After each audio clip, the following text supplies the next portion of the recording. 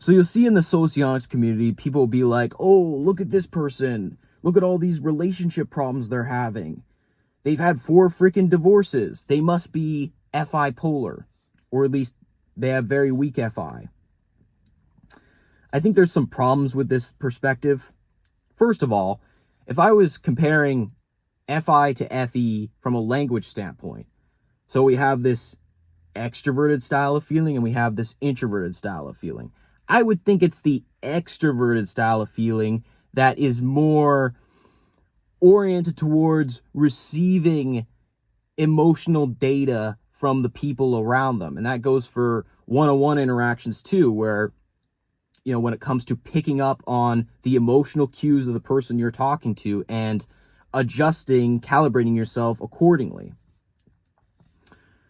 So what I've seen in the field, on the other hand, is I've seen high FI users be, let's say they're talking about something they're interested in to another person. Let's say it's a one-on-one interaction.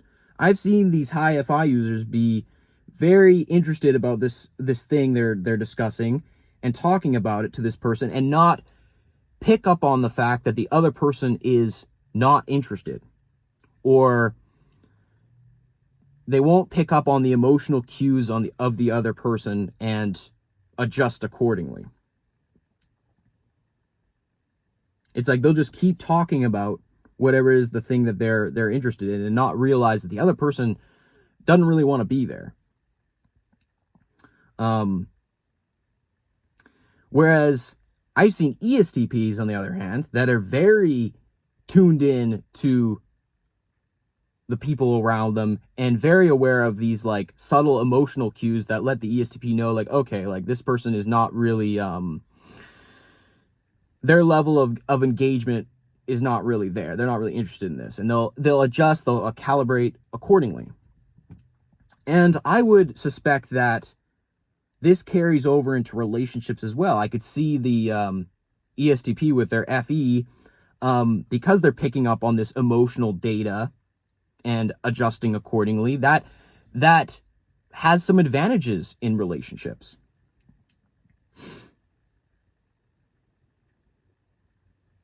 Now, again, what you'll see in socionics is you'll see people, let's say they're trying to figure out if someone's an ESTP or an ESFP, just as an example, or ENTP versus ENFP.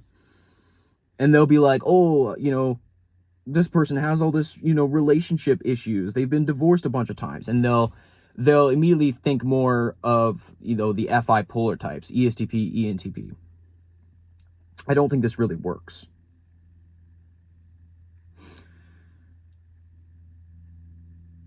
And also, you got to keep in mind, like, let's say specifically we're comparing ESTP to ESFP. It's not a good metric for telling them apart to be like, oh, well, this person's had a bunch of relationship problems, so they can't be the FI user. They have to be the FI polar type. No, because here's the thing. If you're leading with a function like extroverted sensing, which can be quite impulsive at times, that in general can be hard on relationships. So if you're trying to tell apart ESFP and ESTP, they could, listen, both of those types could have relationship issues just due to the fact that they're quite, what comes with having extroverted sensing in the dominant position is there might be a level of impulsivity that in general is hard on relationships.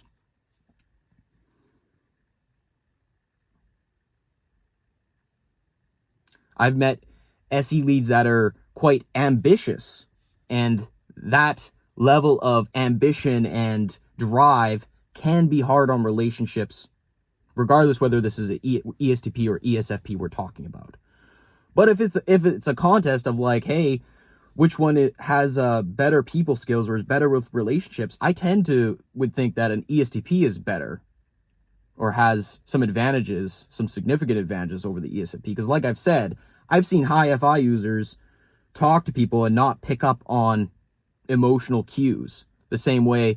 Like I've seen ESTPs be very aware of subtle emotional cues from another person and adjust accordingly.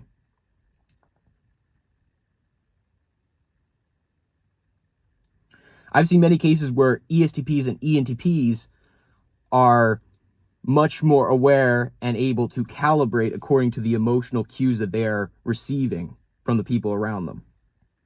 And I do think that has some advantages as we move into the realm of relationships. And I've seen ENFPs and ESFPs have, this thing where they could be interested in something and talking about something and not realize that the other person maybe is not interested. They're not as tuned in to these emotional cues and adjusting accordingly. They're not as calibrated.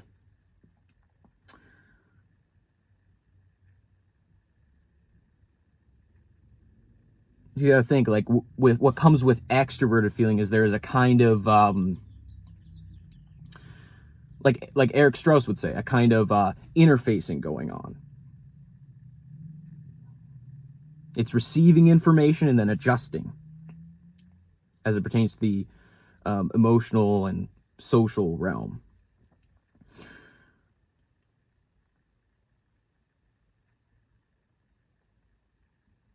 This is why a lot of, experts, when it comes to social dynamics, have a lot of extroverted feeling going on in their consciousness. Because there is that interfacing. They are picking up on the emotional cues of people around them, or even if it's a one-on-one interaction, and are adjusting accordingly. They are calibrated. And I can't see why this wouldn't carry over into personal relations. Of course it would. Now, there's other things that can get in the way, even if they're quite good with their extroverted feeling, there's other things that can get in the way of relationships. Again, you could have the impulsivity of extroverted sensing in the leading position, and that can have strain on relationships. We could be talking about, an ENTP and maybe their extrovert intuition, they're chasing around ideas, and that can even have, if they get really obsessive, that could have strain on relationships, regardless of the fact that their people skills are actually better than, say, their high FI user counterparts, the ENFPs and the ESFPs. Their kindreds or whatever.